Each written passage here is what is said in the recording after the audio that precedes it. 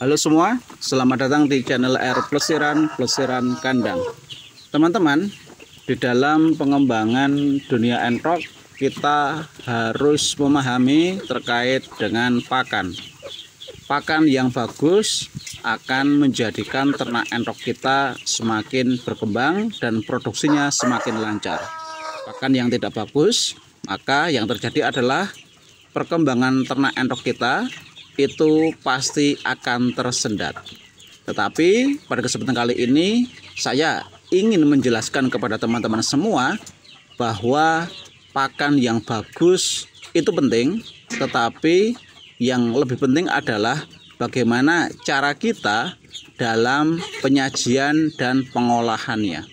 Pada kesempatan kali ini saya ingin mengajak teman-teman semua untuk menggunakan pakan alternatif yang pasti semua peternak entok baik pemula maupun senior sepakat kalau pakan ini adalah pakan yang sangat bagus, pakan alternatif yang murah bahkan gratis, tetapi tidak semua orang itu menggunakannya. Pakan ini adalah pakan yang berprotein tinggi, yaitu keong sawah. Semua ternak entok atau peternak entok yang pemula maupun senior sepakat kalau pakan ini bagus untuk semua jenis unggas, baik bebek, entok maupun ayam. Tetapi ketika kita sudah mengambil atau menampung dari kolam seperti yang saya lakukan saat ini, saya menampung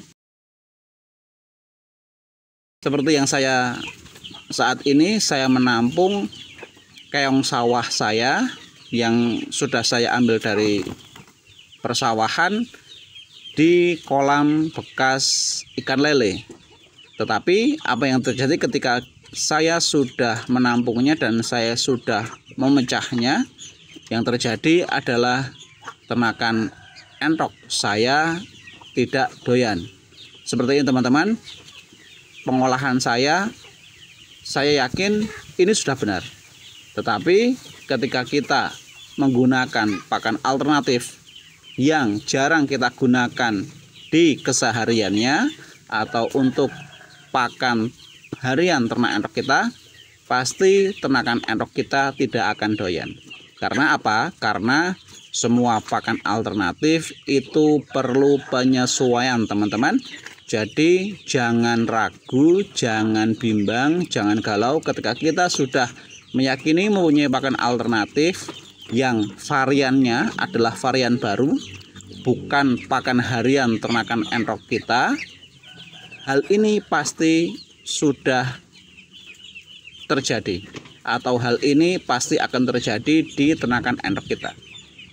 Ketika kita sudah mengolah keong ini, kita sudah memecahnya, kita sudah capek-capek memecahnya dan kita sajikan ke ternak entok kita, ternyata ternakan entok kita kok tidak doyan, jangan langsung dibuang teman-teman. Kemungkinan ternakan entok kita ini belum pernah memakan keong sawah. Itu yang pertama. Yang kedua, karena masih varian yang baru, perlu adanya penyesuaian. Ini adalah PR ketika kita menggunakan pakan alternatif. Perlu waktu yang lama untuk penyesuaian ke ternak entok kita agar hasil yang dihasilkan sesuai dengan harapan kita. Berbeda dengan pakan pabrikan. Pakan pabrikan walaupun entok kita itu belum pernah memakannya, sudah dipastikan ternakan entok kita akan doyan. Ini bedanya. Tinggal kita mau menggunakan pakan alternatif yang murah bahkan gratis, tetapi perlu waktu dalam penyesuaiannya. Dan yang kedua, ketika kita menggunakan pakan pabrikan pasti doyan, tetapi harganya cukup mahal. Ini pilihan yang harus kita ambil teman-teman. Ketika kita sudah yakin ternakan entok kita kok tidak doyan, jangan dibuang, langsung saja kita sisihkan ke tempat harian ternakan entok kita, di mana ternakan entok kita itu beraktivitas. Pada kesempatan kali ini saya memilih ruang yang ada di kandang umbaran saya ini, yang ada di pojok samping. Ini adalah sebuah wilayah yang sering dilakukan tetapi tidak jalur sibuk. Maksudnya apa? Jalur sibuk yang saya maksud adalah saya memberi pakannya tidak lewat jalur ini. Karena mengingat cangkang keong ini juga berbahaya, ketika kita lupa untuk membersihkannya, yang akan terjadi adalah kaki kita pasti akan terkena cangkang keong dan hasilnya bisa fatal. Ketika kita sudah meletakkannya di samping kandang atau di wilayah yang jarang saya lalui, apa yang terjadi? Entok kita atau entok saya saat ini akan penasaran. Lambat laun akan mencicipi satu demi satu.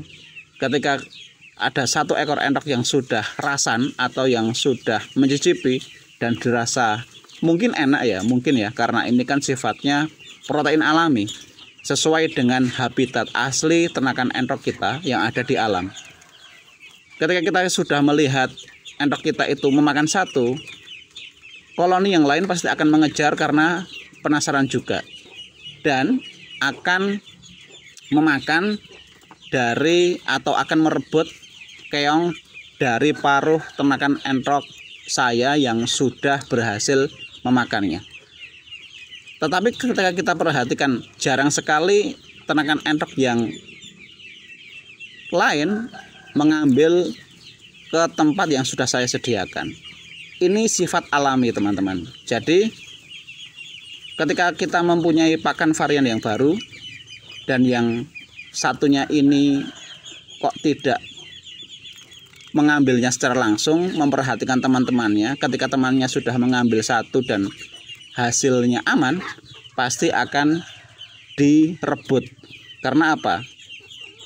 Ini adalah sifat alami hewan untuk memastikan berarti pakan ini aman untuk dimakan, gitu ya. Jadi hewan ini juga punya insting alami untuk memastikan pakan ini aman atau tidak.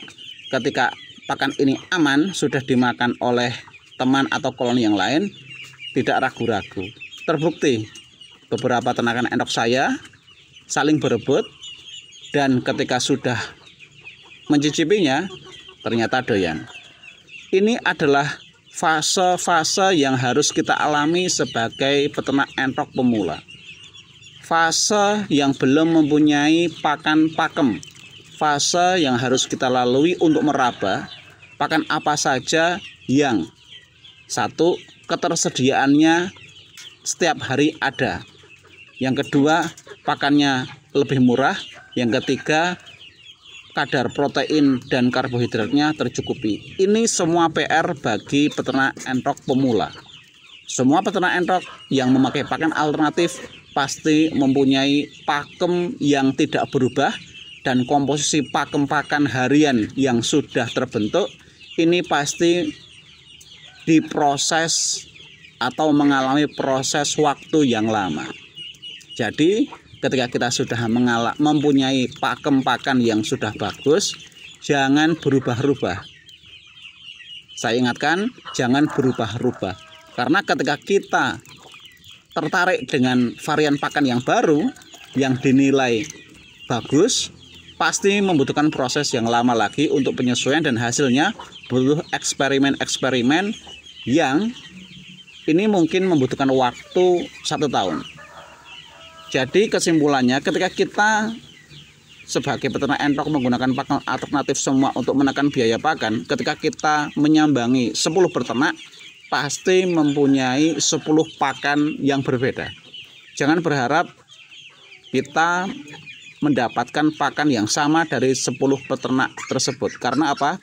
Setiap peternak pasti mempunyai pakem pakan yang berbeda-beda, karena mempunyai eksperimen-eksperimen yang sudah mereka lakukan, dan prosesnya tidak singkat, teman-teman. Butuh waktu berbulan-bulan bahkan bertahun-tahun untuk menemukan pakem pakan yang sudah sesuai dengan kualitas ternak entok-nya, baik dari pertumbuhan bobot maupun reproduksi untuk menghasilkan anakan ternak entok yang diharapkan.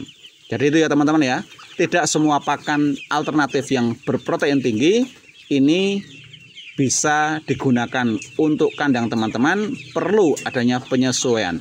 Mungkin kalau kita melihat dari kadar protein yang kita pilih pakan-pakannya itu cukup bagus, tetapi perlu adanya penyesuaian. Semua pakan alternatif perlu adanya penyesuaian. Jadi jangan galau, jangan risau, dan jangan resah ketika mungkin teman-teman mendapatkan ilmu dari konten ini, tetapi ketika diaplikasikan baru 3 hari sudah mutung atau sudah katakanlah wah ini konten tidak bermanfaat. Jadi saya ingatkan sekali lagi, 10 peternak pasti mempunyai 10 pakan varian yang berbeda juga. Gitu ya teman-teman ya. Semoga ini menjadikan informasi bagi teman-teman agar beternak enrok itu adalah enak, tidak terbebani, dan hasilnya akan maksimal. Selamat mencoba dan sampai jumpa di video selanjutnya hanya di channel R Plesiran Kandang.